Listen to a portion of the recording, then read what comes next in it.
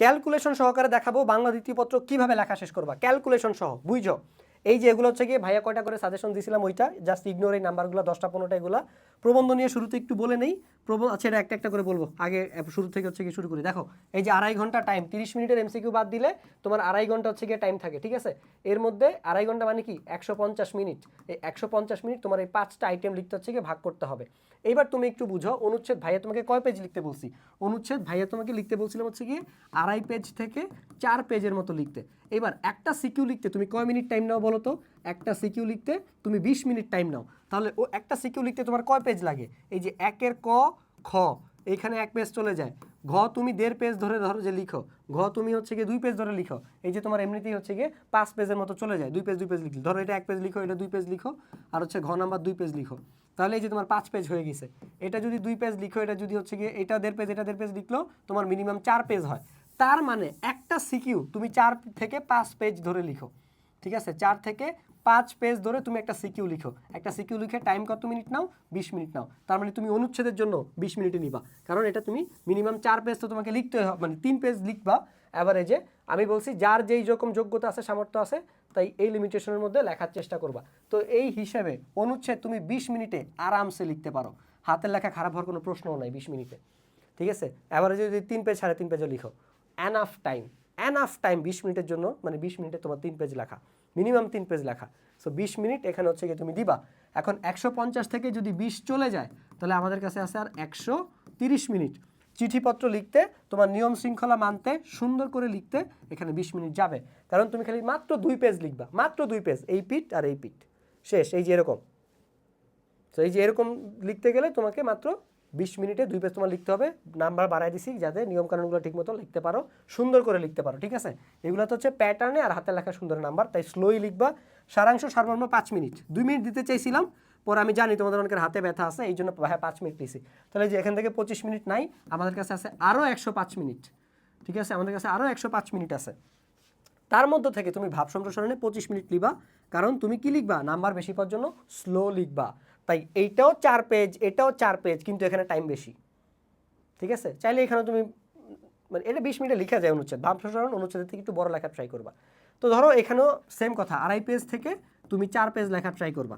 একটু আগে দেখাইছি একটা সিকিউ তুমি 4 পেজ লিখো, মিনিমাম ছোট করে লিখলেও 4 পেজ লিখো, আর সেই 4 পেজ লেখার জন্য তুমি 20 মিনিট টাইম নাও। দ্রুত লিখলেও, বা সেখানে আমি তোমাকে 25 মিনিট দিছি, এবং অ্যাভারেজে তুমি 4 পেজ 3 পেজ যেটাই লিখো আরামসে তুমি লিখতে পারবা, সুন্দর করেই লিখতে পারবা। হাতের লেখা খারাপের এক্সকিউজ কোনো দিতে পারবা না যে ভাই আর লেখার জন্য টাইম পাই নেই। তাহলে এই যে এখান থেকে তুমি যদি আরও 25 বাদ দাও, এখানে আসতেছে তোমার 80 মিনিট।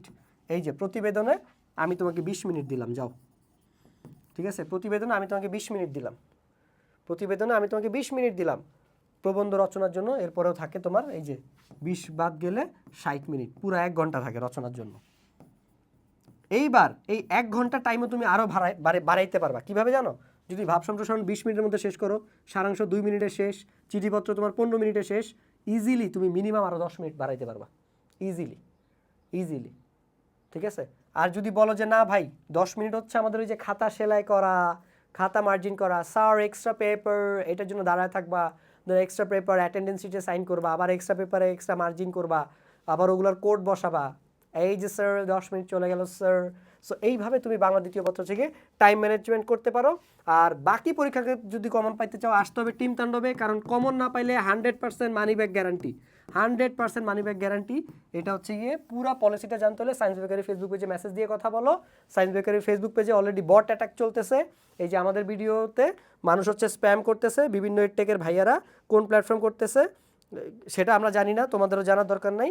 জাস্ট রিজিকের মালিক আল্লাহ, তোমাদেরকে একটু ছোট্ট করে দেখাই দেয়। হ্যাঁ, এই যে দেখো আমরা অলরেডি 4টা ভিডিও ডিলিট করে দিছি, এই যে দেখো সব অ্যাংরি রিয়েক্ট। হ্যাঁ, এই যে দেখো, ঠিক আছে, এই যে আইডিগুলোর নাম দেখো, ঠিক আছে। এই হচ্ছে বট অ্যাটাক চলতেছে সায়েন্স বেকারি ফেসবুক পেজে। তোমরাও চাইলে ঘুরে আসতে পারো, একটু হাহাটা দিয়ে আসতে পারো, হোয়াট এভার ইউ, মানে ভাইয়ার প্রতি তোমার যেরকম ফিলিংস তুমি সেটা দিতে পারো। সো অলরেডি বট অ্যাটাক চলতেছে। এই বট সৈনিকদের জন্য ভাইয়া ফাইট করতেছি। কেন?